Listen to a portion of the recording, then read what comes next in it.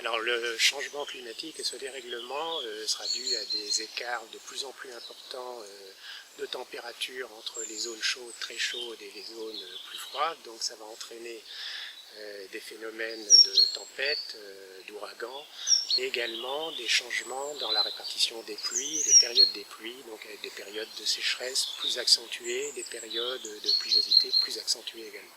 Donc un bouleversement des équilibres, notamment de l'hydrologie et du climat. Alors concernant ces effets, effectivement, au point de vue température, aujourd'hui il y a un accord à 98% des scientifiques pour considérer qu'on est plutôt de l'ordre de 2 degrés d'augmentation. Ça paraît peu, mais il faut savoir qu'entre les dernières périodes de glaciation et aujourd'hui c'était 4 degrés. Donc 4 degrés, c'est absolument considérable sur les effets, notamment la fonte de la banquise, le relèvement du niveau de la mer. Son effet sur le climat local s'est avéré effectivement précieux pour l'agriculture, puisque ça crée un microclimat au niveau local qui réduit la vitesse des vents, augmente les précipitations et permet de recueillir davantage l'eau de pluie dans les nappes souterraines. Et également, en ralentissant le vent et en augmentant les températures, favoriser aussi les cultures. Donc on a un effet de déflation sur les premiers mètres, mais un effet très positif sur une certaine distance qui fait que la haie globalement est favorable à la production végétale et y compris animale, et aussi maintenir évidemment la biodiversité qui se réfugie dans ces haies. En plus, la haie permet aux précipitations de rentrer dans les nappes phréatiques et donc de mieux gérer ce stock d'eau qui ne va pas s'évaporer avec le vent et la sécheresse. Au point de vue biomasse, les arbres sont des puits de carbone qui permettent effectivement de capter le gaz carbonique, de le stocker dans le bois, et une gestion appropriée de cette masse végétale permet de stocker une partie importante effectivement de ce carbone. Le réchauffement climatique va aussi bouleverser les espèces qui sont adaptées au climat d'aujourd'hui. Il y a des chênes qui vont disparaître des haies, et à l'inverse on va avoir un développement des chênes verts par exemple, qui n'existaient pas jusqu'ici, notamment dans les Deux-Sèvres si on prend cet exemple, et qui aujourd'hui naturellement commencent à coloniser les haies. Donc on aura une modification de la structure et aussi des habitats qu'il faudra gérer.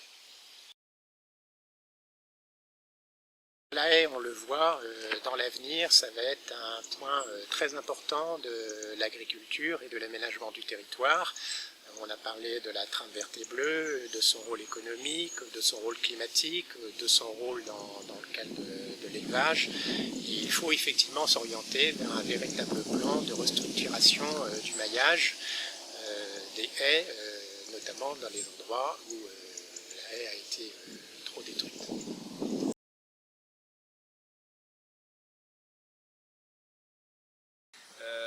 Donc j'utilise mes haies en partie pour faire de mon paillage. Donc elles sont prises à moins de 500 mètres de la stabulation. Et donc voilà, ça c'est une première partie. Ensuite, le fait d'entretenir mes haies, donc je garde mon potentiel production, stockage carbone, puisque mes têtards repoussent. Et ensuite, toute la litière est réutilisée en compost. Donc toute ma litière est compostée et rétendue sur mes prairies, sur la ferme. Et donc j'utilise aussi pas ou très peu d'engrais. Si c'est de l'engrais, c'est de l'engrais amendement, donc c'est un amendement, c'est tout. Mais c'est bénéfique pour ça aussi. Donc là, effectivement, oui, ça me gagne un peu de temps de travail et un peu de fuel aussi, certainement, sur le long terme.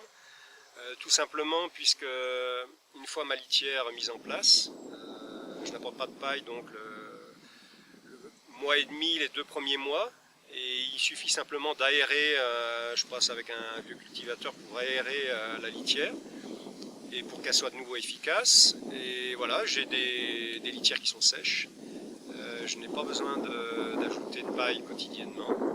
Je le fais en fin de période, mais bon, ça fait quand même une baisse d'activité par rapport au paillage, quoi. Et c'est un gain forcément. Je m'étais posé la question d'investir dans une pailleuse, donc je ne l'ai pas fait. Pailleuse, ça implique un tracteur, voire deux, et donc c'est du fuel aussi d'utiliser. Voilà, donc là, c'est du travail manuel, mais bon, c'est tout à fait faisable. Je pense que je suis pas loin d'économiser un tiers de paille, c'est-à-dire presque un camion, un tour de paille donc en moins sur une année. Et donc c'est pas négligeable déjà en fuel utilisé, en argent forcément dépensé. Ça m'a un peu choqué, il y a quelques années on était obligé d'importer de la paille d'Espagne. C'est des transports, c'est un impact donc très important sur l'augmentation du climat. Et aujourd'hui j'ai un stock sur ma ferme de haies, d'arbres têtards.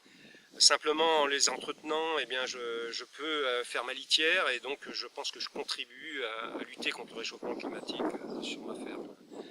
Au point de vue individuel tout du moins, et ce serait bien que d'autres franchissent le pas. Je pense que il y a une marge de progression très importante à faire là-dessus.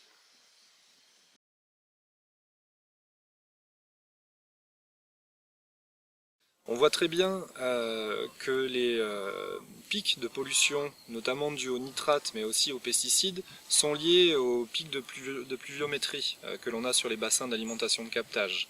Et donc on peut imaginer que demain, si on a des plus fortes pluviométries dues au changement climatique, eh bien les pics de pollution seront d'autant plus forts. Une des autres hypothèses du GIEC est qu'il y aura des périodes de plus grande sécheresse également, qui font que les nitrates et les pesticides vont se retrouver dans le sol et seront plus concentrés lorsque les pluviométries reviendront après. Donc la haie, nous la prenons sur les bassins d'alimentation de captage pour son rôle de filtre des polluants, à la fois en eau superficielle où là elle va limiter le lessivage, et à la fois en eau souterraine où elle va, via son réseau racinaire, éviter l'infiltration des molécules et les piéger. Donc si demain on a plus de pluviométrie, la haie va nous aider à éviter le lessivage et à retrouver toute l'eau et les molécules qu'elle charge dans les rivières qui sont ensuite captées pour l'eau potable. Et de la même façon, pour les eaux souterraines, une des prévisions du GIEC aussi, c'est que les aquifères vont être touchés puisque les plus grandes périodes d'assec ne vont plus permettre aux aquifères de se remplir à nouveau. Donc la haie qui va stopper et limiter le lessivage va permettre aussi à l'aquifère de se remplir et donc permettre cet usage eau potable des nappes phréatiques. Donc la haie a son rôle de filtre via son réseau racinaire, et son réseau racinaire est d'autant plus développé que la haie est haute. C'est pour ça que dans les mesures agro-environnementales et climatiques que l'on met en œuvre et que l'on contractualise sur nos bassins d'alimentation de captage, on demande à ce qu'il n'y ait pas de coupe sommitale. Et puis, de la même façon, vous avez, pour éviter le lessivage, des haies qui sont priorisées, ce sont les haies qui sont perpendiculaires à la pente, qui permettent de stopper le lessivage de l'eau. Alors je vais vous citer l'exemple de la Touche-Poupart où on est ici, qui est un barrage en eau superficielle, donc un captage en eau superficielle, et nous avons une eau de plutôt bonne qualité, sans trop de nitrate, avec quelques traces de pesticides parfois.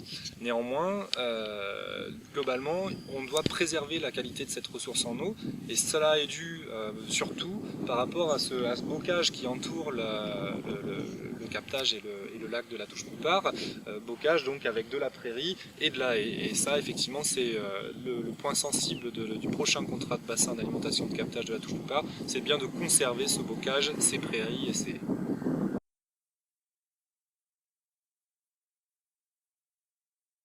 La démarche, elle a été quand même évolutive dans le temps, parce que au départ, c'était quand même un groupe d'agriculteurs. Et à cette époque-là, on se disait quand même le bois, collectivement, le bois, il se perd du bois dans le marais, c'est pas entretenu comme il faut, il y a des frênes têtards qui crèvent, il y a des choses à faire. Du coup, on a fait des estimations sur toutes nos exploitations, avec l'aide du parc et de Promet. Et ce qui a été une bonne chose, parce qu'on a estimé quand même tous sur nos exploitations que finalement on sous-utilisait beaucoup nos haies. Mais du coup, alors après, on s'est mis à réaliser du bois plaquette. Depuis, on approvisionne quand même toujours la piscine de Mosée, hein, qui est quand même une bonne expérience. On sait que le bois énergie est bien moins cher que le fuel, où il n'y a pas de comparaison, hein. Même à nos tarifs, on est plus que compétitif. On a installé une chaudière bois sur notre exploitation depuis un an, hein, pratiquement, qu'elle est en fonctionnement. Donc là, on n'a pas suffisamment de recul, mais ça fonctionne bien. Cette année, j'en ai broyé au mois de juin, là, à peu près l'équivalent de 300-400 mètres de haies. De toute façon, moins de 500 mètres de haies dans notre marais suffit pour approvisionner. Alors on fait chauffer 3 maisons, en gros 230 mètres carrés avec l'étage, hein, une douzaine de personnes, hein, 12-13 personnes, l'eau chaude pour tout le monde, et puis plus la fromagerie. C'était au niveau environnemental, hein, c'est une aspiration. Alors après, moi je suis pas capable de vous dire combien de kilos de CO2 on économise. Honnêtement, on l'a pas fait. On sait que c'est efficace pour le climat, pour l'environnement, puisque c'est des choses naturelles qui sont renouvelables. Depuis qu'on fait le bois plaquette, on a une satisfaction vraiment de ne pas consommer de fuel. Donc vraiment d'être dans le renouvelable, dans le durable. Déjà, il y a une satisfaction de travailler, tout le monde parle du COP21 actuellement, mais effectivement on sent vraiment concerné puis actif dans ces zones-là, quoi.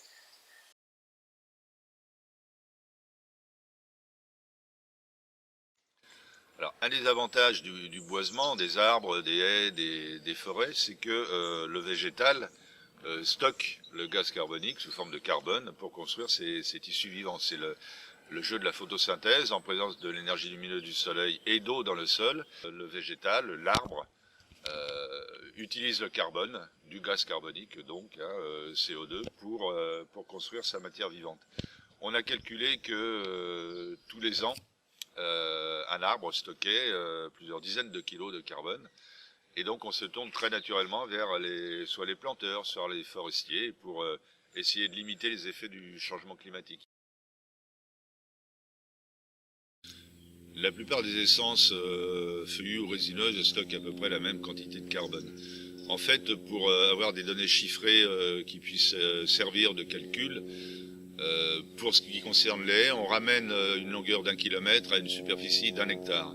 Et on considère que une jeune plantation, une jeune haie plantée, va stocker chaque année 2 tonnes de carbone à peu près pour ce kilomètre. C'est pendant les premières années que le chiffre est le plus important. Passé 30 à 50 ans, il faudra considérer ce qui est stocké dans le sol, bien évidemment. On a mesuré le stockage au fur et à mesure de la croissance des plants. Ceci dit, dans une vieille haie, je pense qu'il y aura infiniment plus de carbone dans le sol que dans celui qui est présent au niveau d'une jeune haie. Donc à mon avis, une vieille haie composée d'arbres de 100-200 ans, elle sera de toute manière extrêmement intéressante en termes de stockage du carbone, parce que déjà les arbres seront beaucoup plus gros. Donc on peut difficilement opposer les avantages supposés d'une jeune haie par rapport à une vieille haie. Ce même carbone est stocké d'une manière encore beaucoup plus importante dans les sols. On s'est aperçu d'ailleurs que l'argument qui était de dire seules les jeunes forêts sont intéressantes pour lutter contre le changement climatique, on s'est aperçu que c'était faux, et que notamment dans les vieilles forêts, il y avait peut-être 200 tonnes de carbone stocké dans le sol. C'est donc quelque chose d'absolument essentiel. On ne peut pas considérer uniquement la partie visible de la végétation. Il faut bien regarder tout ce qui est stocké, notamment dans l'humus et dans les premiers centimètres du sol. La haie stocke du carbone, elle n'est pas supérieure bien évidemment à un boisement important. Elle va jouer un rôle par contre là où justement les boisements sont un petit peu épars, donc elle va cumuler à la fois les effets bénéfiques du stockage du carbone, elle va accueillir la biodiversité, elle va relier des milieux naturels entre eux. La haie est intéressante pour stocker du carbone dans tous les cas de figure.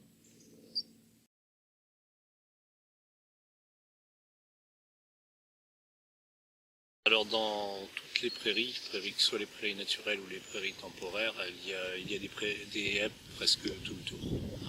Ça fait partie, disons qu'elles étaient là à l'état naturel. Il y en a d'autres qu'on a laissé s'implanter par le biais des clôtures. Il y en a d'autres qu'on a plantées. Mais c'est un élément, ça sert aussi d'élément de clôture en un premier temps. Ensuite, c'est un élément qui les protège du mauvais temps. Quand il fait vraiment pas beau, elles s'abritent du vent, du froid. Et puis, quand il y a des coups de chaleur, des fortes chaleurs, c'est aussi un élément qui sert à ce qu'elles se mettent à l'ombre, quoi. Elles sont des sécheresses de plus en plus récurrentes. Nos prairies grillent de plus en plus tôt. Au printemps, je vois encore cette année très tôt, fin mai, début juin, les prairies étaient de véritables paillassons. Alors c'est vrai que dans ces cas-là, il y a besoin que les animaux aient d'abord de quoi se protéger des fortes chaleurs, fortes températures comme on a eu cette année, où ça frise les 40 degrés. Donc là, les animaux ont besoin de se réfugier quand même à l'ombre. Et la haie protège aussi de l'effet séchant du vent, donc ça peut donc limiter un peu par rapport à cet effet de vent qui assèche encore un peu plus les prairies. Oui, ça amène vraiment un bien-être aux animaux, que ce soit pour le chaud ou pour le froid. On constate qu'ils s'installent à proximité des haies, à l'abri du vent, soit à l'ombre, soit à l'abri du vent quand il fait froid. Quand on a des animaux très jeunes, fragiles, c'est vraiment pratique. Dès qu'il y a un rayon de soleil le matin, ils en profitent et ils sont à l'abri du vent. C'est un véritable abri naturel pour eux.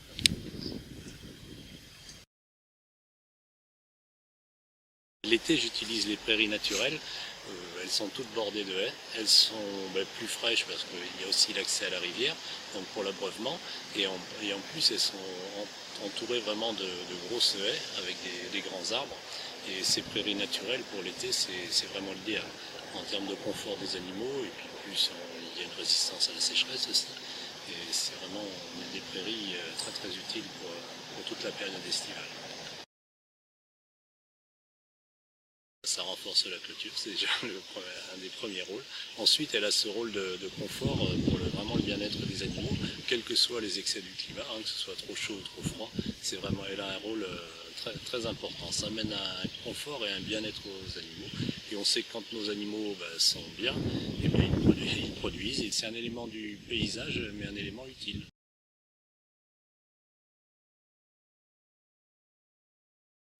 Dans le contexte du changement climatique, on sait que justement ces conditions qui ont fait que cette génétique s'est constituée, ces conditions vont changer. Et donc, non seulement c'est important d'avoir des graines locales, mais c'est surtout important d'avoir des graines qui ont un patrimoine génétique très riche et diversifié.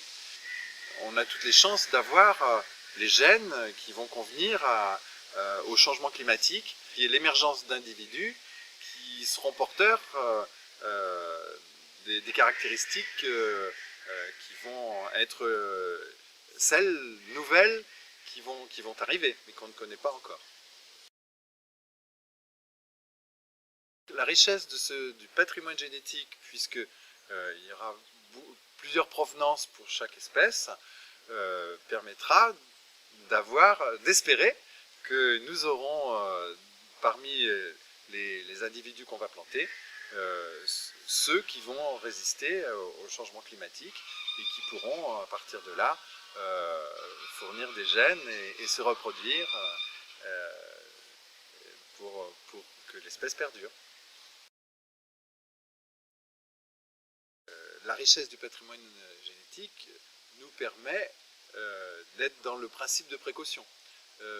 Et donc, ce principe de précaution, on imagine que le patrimoine génétique riche permettra d'avoir, quel que soit le sens que prendra le climat, des individus qui résisteront. Et autre point qui est très important, c'est ce patrimoine génétique riche, adapté aux conditions locales actuelles. Ça reste un réservoir génétique pour la migration assistée qu'on pourrait être obligé de faire dans quelques décennies. Les végétaux qui sont adaptés actuellement au climat local et ne le seront peut-être plus dans quelques décennies avec le changement climatique. Par contre, une autre région qui aurait le même type de sol et qui se retrouverait avec un type de climat tel qu'on a maintenant, seront à la recherche finalement de végétaux adaptés aux nouvelles conditions dans cette autre région. Donc c'est ce qu'on pourrait appeler la migration assistée. On peut supposer que le climat va changer plus vite que la diffusion naturelle de la génétique locale, puisque finalement les graines se transportent peu naturellement. On est vraiment tout à fait porteur d'une lourde responsabilité pour l'avenir. Et donc privilégier le patrimoine génétique local, c'est aussi préserver la ressource pour l'avenir.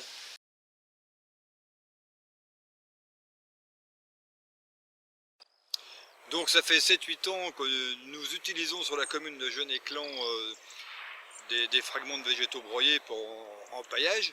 Alors en fait on a pris conscience par rapport au niveau climatique déjà que ça va une grosse importance sur la protection. Ensuite, c'est avec des échanges avec mes collègues sur les autres collectivités, on s'est dit que ce serait intéressant de commencer. Et par conséquent, sur Jeunet-Clan, nous avions toute la matière première, avec les tailles de haies, avec les rameaux de branches issues d'élagage, avec le broyeur sur la communauté commune. En fait, on avait tout sur place et c'est comme ça qu'on s'est mis à utiliser le bois déchiqueté sur les plantations. En effet, pour nous, c'est une ressource locale parce que donc, le broyat il est pris directement sur nos haies. Et ensuite, pour les pailles de céréales, également, ce sont nos agriculteurs qui nous la fournissent. Donc, évidemment, ça implique qu'il n'y a pas du tout de transport puisque c'est vraiment pris sur place. Donc, bien sûr, pour nous, c'est un engagement vis-à-vis du climat de faire attention à nos arrosages. Et par conséquent, avec les paillages, on gagne au moins un arrosage sur 3, notamment sur les arbustes et en plus aussi sur les massifs d'annuels. Il faut quand même les évoquer, même si ce n'est pas directement le cas. En fait, avec un goutte à goutte, on régule beaucoup plus l'utilisation d'eau, donc ça apporte évidemment une grosse économie. Donc le paillage, en fait, il fait tout simplement un écran qui évite la levée d'adventices et qui par conséquent agit directement sur les contraintes environnementales. Ce qui est pour nous intéressant, comme la commune est en Cercène, on n'utilise plus de désherbants issus de la pétrochimie et par conséquent qui favorisent le réchauffement climatique. Mon sentiment en fait, c'est que on a pris ça comme un engagement. Ça peut être personnel aussi vis-à-vis du réchauffement climatique. En fait, on va essayer d'utiliser de plus en plus ce fait de travailler naturellement entre guillemets avec du paillage, hein, quel qu'il soit, et que pour nous c'est important pour l'avenir.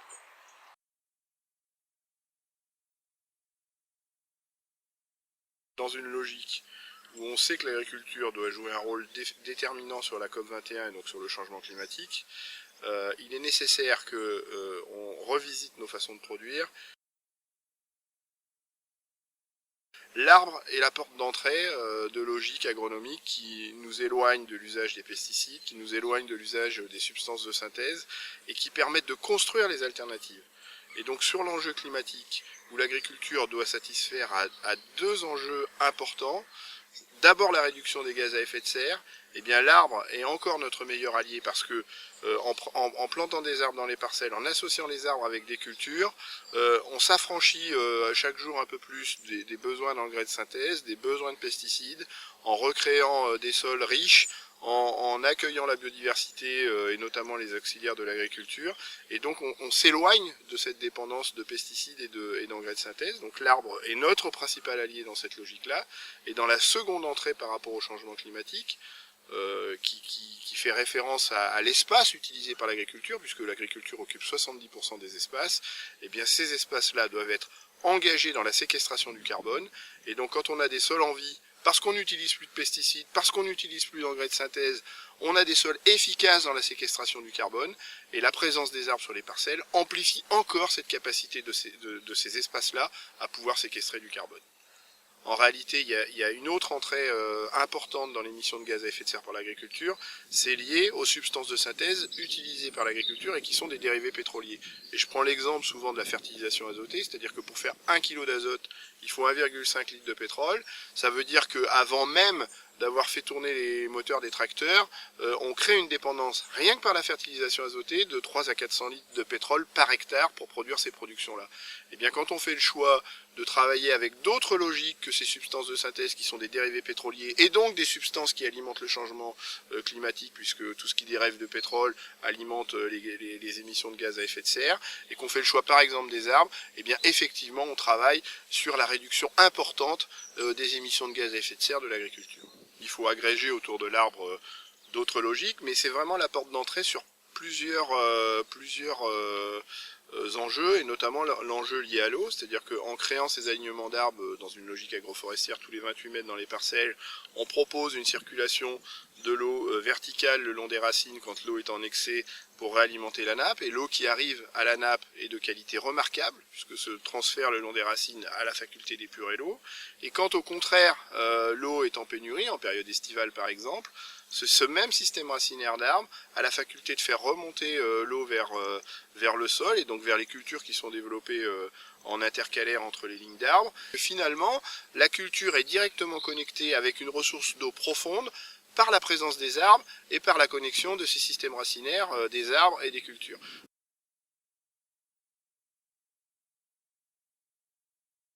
Donc aujourd'hui, les logiques économiques menacent globalement les équilibres, les ressources et l'eau en particulier, les biodiversités, le climat, la santé. Et donc il nous faut repenser des développements qui préservent tout ça dans l'intérêt supérieur des générations futures.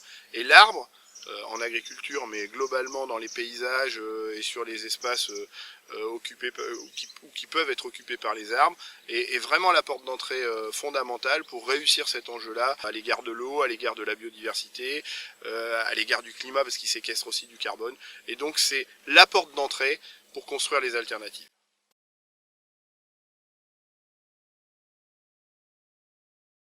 Ces 9 témoignages en faveur de la haie bonne pour le climat pourraient être suivis de bien d'autres sur la haie bonne pour l'eau, le paysage, la biodiversité, tant sont nombreux les bienfaits de la haie pour la terre. Elle sert à protéger, à nourrir, à épurer, à embellir, et pourtant elle est souvent maltraitée et détruite par ceux-là même qui en sont les premiers bénéficiaires, les hommes. Ils n'ont toujours pas compris que la multifonctionnalité de la haie peut servir à corriger en partie leurs comportements irresponsables. L'arbre, c'est la vie. Doit-on dire aujourd'hui, l'arbre, c'est l'avenir de l'homme.